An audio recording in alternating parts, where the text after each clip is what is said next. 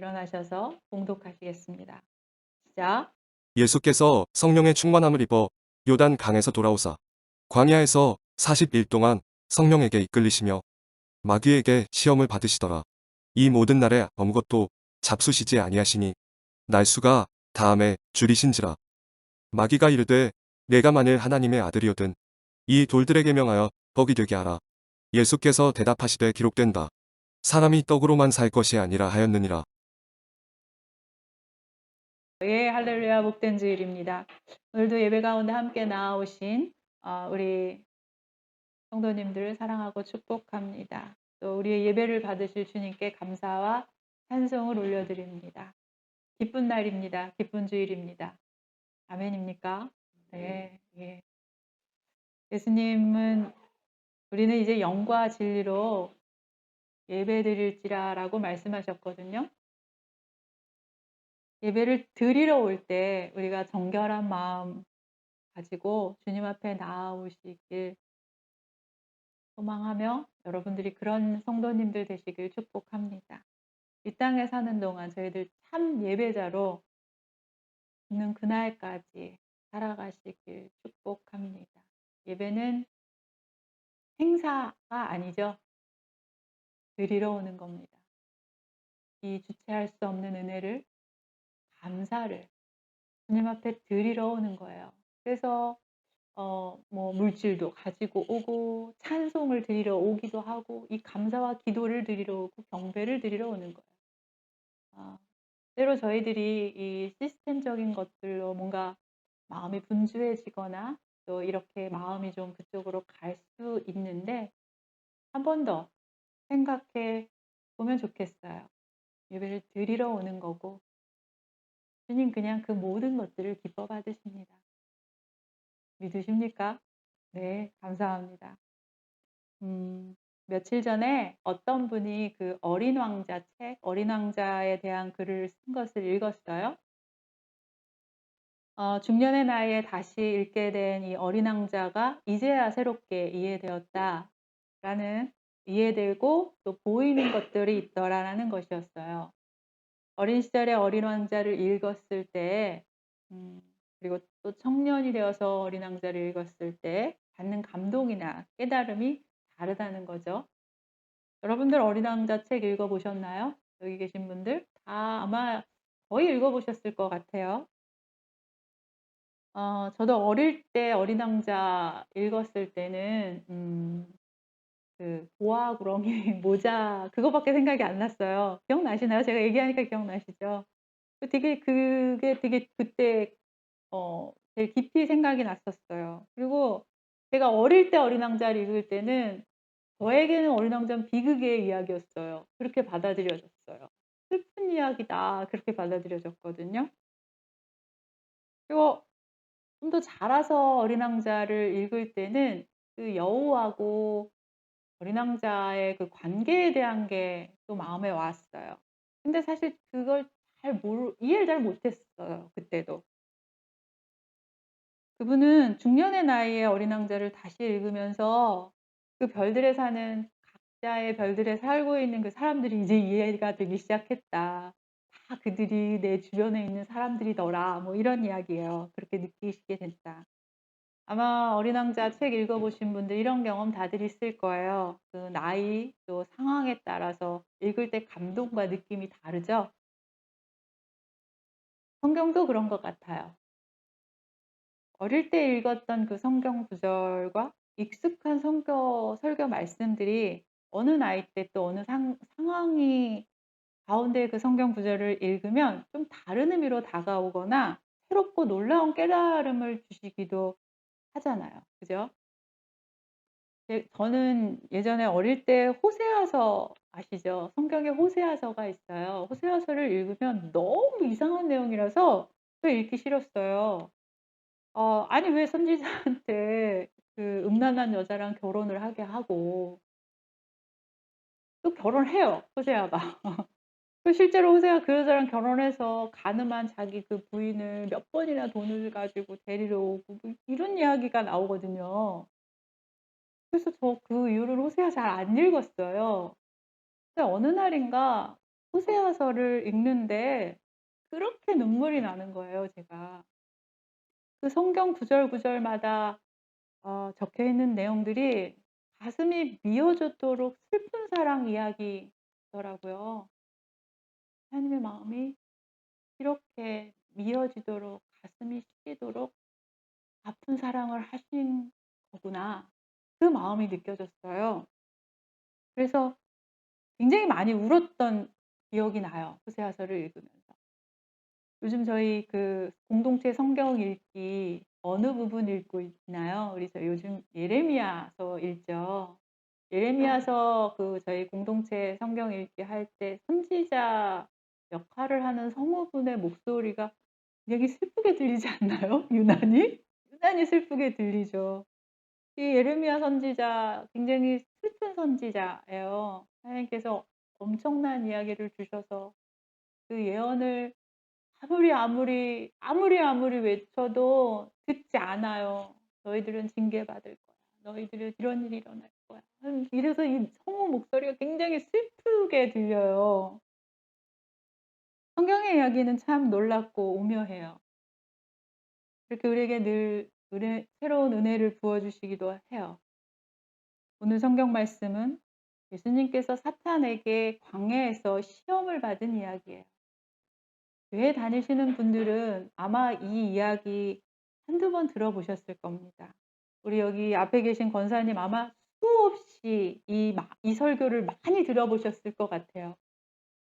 저자 누가는 예수님께서 성령의 충만함을 입고 요단강에서 돌아와서 광야에서 40일 동안 성령에 이끌려 마귀에게 시험을 받았다라고 기록하고 있습니다. 먼저 예수님께서는 세례 요한에게 나아가 요단강에서 세례를 받으시고 성령 세례를 받으십니다. 마태복음 3장 16, 17 함께 읽을까요? 시작. 예수께서 세례를 받으시고 곧 물에서 올라오실 새하늘이 열리고 하나님의 성령이 비둘기 같이 내려 자기 위에 임하심을 보시더니 하늘로부터 소리가 있어 말씀하시되 이는 내 사랑하는 아들이요 내 기뻐하는 자라 하시니라. 그때 예수께서 성령에 이끌리시어 마귀에게 시험을 받으러 광야로 가사 40일을 밤낮으로 금식하신 후에 줄이신지라. 요단강에서 세례를 받으실 때 예수님은 성령의 충만함을 받으셨어요. 성령으로 잉태되어 이 땅에 나신 예수님이시지만 역시 하늘로부터 내려오는 성령을 충만하게 받으시는 장면이 성경에 기록되어 있어요. 예수님께서도 성령 충만하셨다는 것을 기억하고 저희도 성령 충만을 위해서 받기 위해서 늘 의지를 드려야 해요. 저는 여러분들이 성령 충만을 사모하고 늘 주님 앞에 나아가서 간구하시는 여러분들이 되기를 기도합니다. 진심으로 성령 충만의 힘을 여러분들이 신뢰하고 믿으시길 축원합니다. 예수께서 성령의 충만함을 입어 요단강에서 돌아오사 광야에서 40일 동안 성령에게 이끌리시어 마귀에게 시험을 받으시더라. 이 모든 날에 아무것도 잡수시지 아니하시니 날수가 다음에 줄이신지라. 예수님은 이제 공생의 사역을 시작하기 전에 성령 세례를 받으시고 성령의 충만함을 입으셨어요. 그리고 성령에 이끌려서 마귀에게 시험을 받으러 광야에 가셨습니다. 하나님과 동등된 자이시며 이 땅의 왕이시며 아무런 죄가 없으신 예수께서 사탄에게 시험을 받는다는 이 이야기가 성도인 저희들에게는 조금 이해하기 어려운 것일 수도 있어요. 또 예전에 좀 그랬고 이게 왜 이런 일이 왜 예수님을 시험하게 그냥 왜 시험을 하게 하지? 분명히 중요한 이유가 있기 때문에 성경은 이 이야기를 우리에게 남겨주셨을 겁니다. 어느 신학책에는 이 부분을 왕이 받은 시험이라고 합니다. 왕이 되기 위한 시험을 통과하신 예수님. 이라고 이야기해요. 신학적으로 예수님은 사탄을 멸하려고 이 땅에 오셨어요.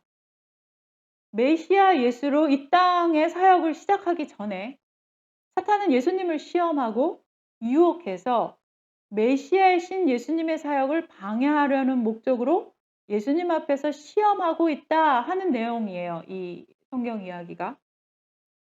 메시아이시며 온 세상의 구원자 되시는 예수 그리스도의 공생의 사역이 본격적으로 시작되고 있어요, 이제. 그럼 이제 이 사건을 조금 다른 시각으로 좀 바라볼까요? 성령의 충만함을 받아 성령의 충만함을 입으신 상태에서 예수님은 성령의 인도로 시험장으로 가십니다. 이 사건은 성령이 주관하고 있는 모습이에요. 이 시험장을 만드시고 이 판을 여신 분이 성령이시라는 거예요. 그러니까 이 시험은 승리를 위한 테스트입니다. 성령님은 예수님을 광야로 데려가셨고 성령 충만한 예수님은 그곳에서 40일을 금식하셨어요. 아무것도 없는 척박한 광야라고 불리는 이 물리적 공간. 그리고 인간의 육신을 가지고 계신 예수님이 40일을 금식하심으로 물리적으로 육신이 굶주림으로 인해서 가장 연약해진 상태예요. 물리적으로 척박한 공간과 가장 육체가 연약해져 있는 상태의 예수님. 인간적인 시각으로 볼 때 물리적으로 예수님은 공간적으로나 시간적으로나 육신적으로나 가장 최약체인 상태가 되었어요. 인간적인 눈으로 볼 때. 그때서야 사탄이 예수님께로 다가옵니다.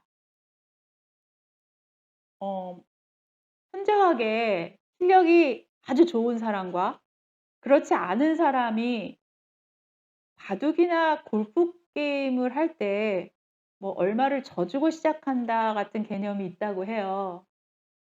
바둑 같은 경우에 뭐 몇 수, 몇십 수를 접어주고 시작한다라고 표현하나요?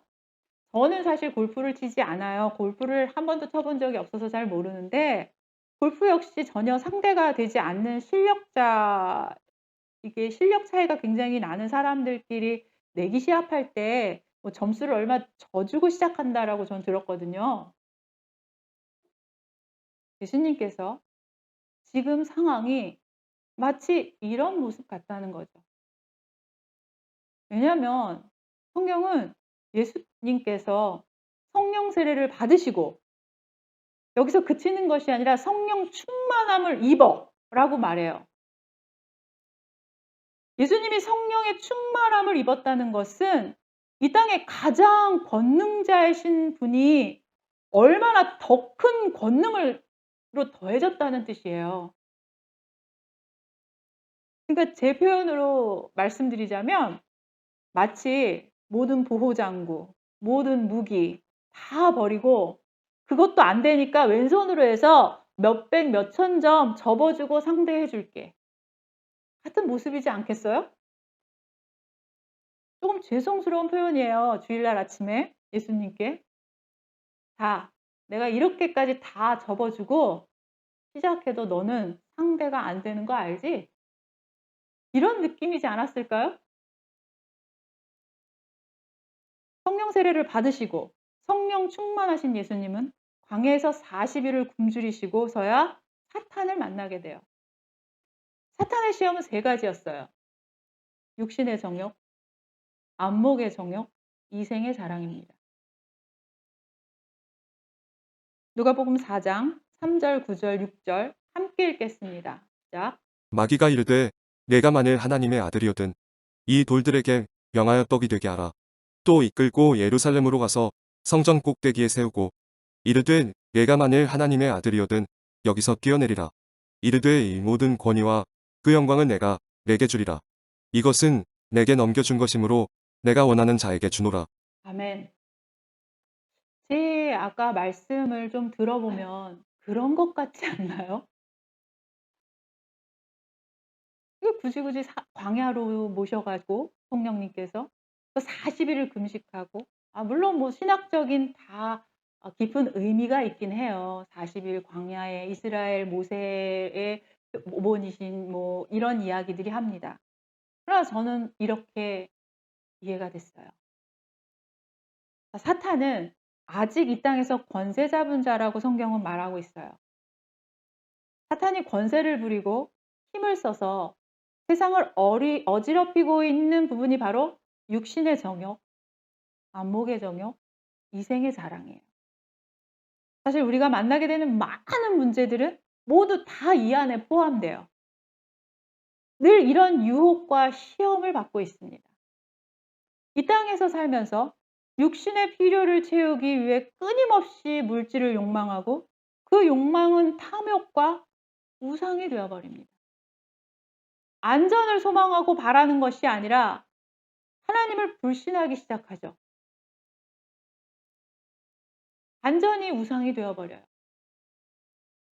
하나님이 나를 보호해 주지 못할 거라고 생각하고 나에게 가장 좋은 것을 주실 것이라는 것을 믿지 못하기 때문에 늘 불안하고 내가 무엇인가 하려고 하는 것이잖아요. 우리의 눈은 진리를 보는 것보다 죄를 보는 것을 즐겨하며 탐닉합니다. 진리보다 저희들의 눈은 죄를 더 좋아해요. 저희들 인터넷이나 핸드폰으로 뉴스 볼 때 자극적인 타이틀 사실 제일 먼저 클릭하게 되고 보게 되잖아요. 진리가 아닌 다른 것을 보는 것에 더 많은 시간을 보내고 점점 더 하나님과 멀어집니다. 하나님이 아닌 세상의 인정을 욕망하며 사람, 권력을 쫓아가는 것은 내가 하나님보다 더 높은 곳에서 서고 싶은 교만의 우상이에요. 사탄이 이 세상에서 우리에게 끊임없이 유혹하고 시험할 문제들은 모두 다 이런 것들이에요. 그래서 우리가 받게 될 이런 세상에서 오는 모든 유혹들을 어떻게 이기시는지를 예수님은 우리에게 보여주고 계시는 거예요. 신명기 8장 3절 함께 읽겠습니다. 시작. 너를 낮추시며 너를 줄이게 하시며 또 너도 알지 못하며 내 조상들도 알지 못하던 만나를 내게 먹이신 것은 사람이 떡으로만 사는 것이 아니요 여호와의 입에서 나오는 모든 말씀으로 사는 줄을 내가 알게 하려 하심이냐. 신명기 6장 16절 그다음에 신명기 6장 13절 함께 읽겠습니다. 시작. 너희가 마사에서 시험한 것 같이 너희의 하나님 여호와를 시험하지 말고 내 하나님 여호와를 경외하며 그를 섬기며 그의 이름으로 맹세할 것이니라. 아멘. 우리는 떡으로만 사는 게 아니라 말씀으로 사는 자들이에요. 우리의 필요는 주님이 가장 잘 알고 계신다고 하셨어요. 하나님의 말씀을 신뢰한다는 것은 이것을 의심하지 않는 거예요. 예수님은 이 세상의 모든 권세를 이기셨어요. 승리하신 예수님은 어떻게 우리가 그 시험을 이겨야 하는지를 친히 보여주고 계십니다. 그러기 위해서 성령님은 예수님을 그 시험대에 데리고 가서 승리를 위한 시험을 보게 하셨어요. 그 테스트는 예수님을 걸려 넘어지게 하거나 유혹하거나 라는 차원을 저는 넘어섰다고 생각해요. 이건 승리를 위한 시험이에요. 여러분들은 성령으로 세례를 받으신 분들입니다. 이것은 우리가 진정한 그리스도인이 되었다는 것을 의미해요. 우리 모두는 예수님이 나의 구주십니다 라는 그 믿음을 고백하는 순간 성령의 세례를 받으신 분들이에요. 우리는 종종 예수님처럼 성령에 이끌려 시험을 받으러 나갈 수도 있다는 겁니다. 성령님이 함께 하신다면 그 시험은 승리를 위한 시험이에요. 우리가 넘어지고 부서지고 깨질 시험이 아니라 승리를 위한 시험이라는 거죠. 비록 세상의 눈에는 아무런 도움을 받을 수 없는 광야 같은 시간이라고 하고 아무것도 가진 것이 없는 가장 연약한 상태라고 해도 우리가 그런 상태라고 해도 이제 우리는 시험 당하는 것에서 너무 두려워하거나 절망하지 않아야 합니다. 이미 승리하신 예수님을 바라보시고 그 시험을 능히 이길 힘이 있다는 것을 믿으시길 축복합니다. 에베소서 6장 11 절부터 13절 함께 읽겠습니다. 시작. 마귀의 관계를 능히 대적하기 위하여 하나님의 전신 갑주를 입으라. 우리의 씨름은 혈과 육을 상대하는 것이 아니요 통치자들과 권세들과 이 어둠의 세상 주관자들과 하늘에 있는 악의 영들을 상대함이라. 그러므로 하나님의 전신 갑주를 취하라. 이는 악한 날에 너희가 능히 대적하고 모든 일을 행한 후에 서기 위함이라. 아멘. 예수님은 우리를 위해서 인간의 몸으로 이 땅에 오신 하나님이세요. 연약한 우리를 알고 계시고요. 우리의 필요를 또 우리의 걱정들을 우리가 가지고 있는 많은 문제들도 다 알고 계십니다. 그래서 그 누구보다 우리 안에서 성령님을 우리를 돕고 계세요. 우리 안에 계신 성령님은 우리를 돕고 계십니다. 우리를 위해서 시험 받으신 예수 그리스도. 그러나 능히 이기신 승리의 힘은 오늘 우리도 능히 모든 시험을 이길 수 있음을 말합니다. 요즘 우리 성도님들을 위해서 기도하면서 오늘 이 말씀을 생각나게 해주셨어요. 여러분들의 지금 상황, 상태, 그 모든 것들을 주님 알고 계십니다. 그리고 기도하게 하십니다. 여전히 우리는 육신의 정욕, 이생의 자랑, 안목의 정욕으로 사탄의 힘을 발휘하고 있는 세상 속에서 살고 있어요. 이미와 아직의 시간에 우리는 그 신약의 시간에 살고 있다고 말씀드렸잖아요. 우리는 아직 사탄이 권세 잡은 곳에서 사탄이 가장 힘을 발휘하고 있는 육신의 정욕, 이생의 자랑, 안목의 정욕의 그 세상에서 살고 있는 저희들이에요. 그런데 우리의 행복은 이런 것들로 채워지지 않습니다. 아무리 이것들을 우리가 취하려고 갈구한다고 해도 이런 것들로 우리가 행복해지지 않아요. 우리가 누려야 할 영광은 하늘의 영광입니다. 오늘 찬양 예수를 나의 구주 삼고 쉽게 이렇게 표현하지 않나요? 이것이 나의 간증일세. 예. This is my story. 이 작가가 페니 크로스비라는 분이세요. 태어나서 6주쯤 되었을 때 감기에 걸렸는데 당시 의사의 잘못된 치료로 인해서 평생 앞을 보지 못하게 되었어요.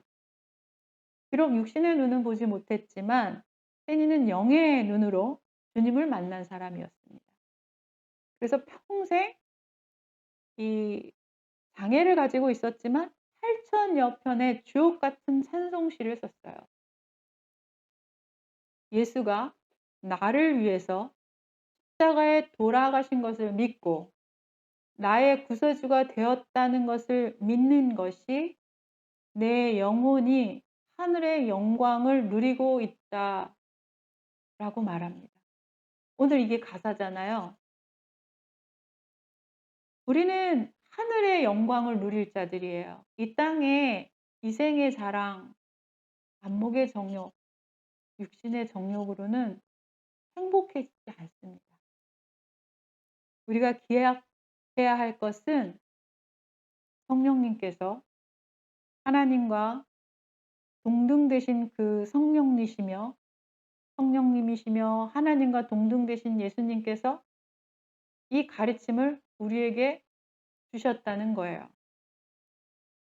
예수님께서 성령 충만을 입으시고 이 시험을 승리하셨다는 겁니다. 우리가 이걸 기억해야 돼요. 성령 충만을 입으시고 예수님은 이 모든 것들에서 승리하셨습니다. 예수가 우리의 그리스도가 되시고 우리의 구세주이심을 믿는다고 고백하는 것은 성령님이 내 안에 오심을 의미합니다. 말씀드렸듯이. 이미 우리 안에 성령님은 내주하고 계세요. 이제 그 성령님이 충만하실 수 있도록 우리는 우리의 의지를 드려야 돼요. 신앙은 인간의 지정의 모든 것들을 드리는 거예요. 지정의. 말씀을 들음으로, 지식을 들음으로 우리는 깨달아야 돼요. 그래서 우리는 늘 말씀을 가까이 해야 합니다. 성경 말씀을 듣고 깨달아야 돼요. 우리의 지를 들여야 합니다. 그것을 깨달을 때 우리의 감정이 움직이기 시작해요. 느끼기 시작합니다. 가슴이 뜨거워지고 눈물이 나고 기쁨이 넘쳐 흐르고 주님을 바라보며 소망이 생기는 감정들이 일어납니다. 그럴 때 이제 우리는 우리의 의지를 드리는 겁니다. 행동해야 합니다. 그렇게 하겠습니다. 그것들을 선택해야 합니다. 이제 우리는 성령님이 충만하실 수 있도록 우리 안에 계속해서 성령 충만을 일으키실 수 있도록 우리의 이 모든 것들을 의지로 드려야 됩니다. 말씀을 듣고 깨닫고 그 깨달은 지식은 우리의 마음을 감동시키고 그러면 우리의 행동은 주님 앞에 의지를 드리게 될 것이에요. 그럴 때 성령은 더 깊이 충만하게 우리를 이끌어 주실 것을 믿습니다. 그럴 때 우리는 사단이 권세 잡은 이 모든 것들에서 승리할 수 있습니다. 기도하시겠습니다. 주님 말씀을 받습니다.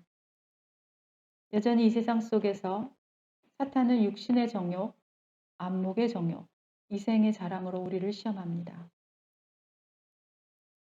그러나 이미 승리하신 예수님을 바라봅니다. 늘 우리와 함께 하시는 성령님, 마음의 문을 열고 우리의 의지를 드립니다.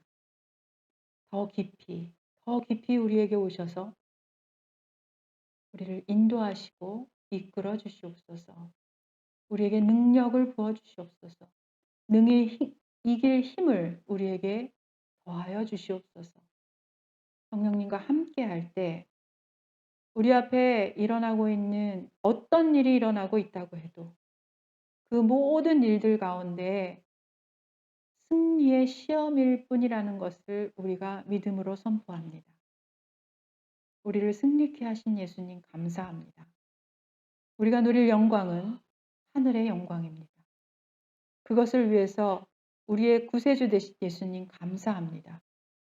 늘 우리의 생명 되시며 인도자 되시며 승리케 하시는 예수 그리스도의 이름으로 기도합니다.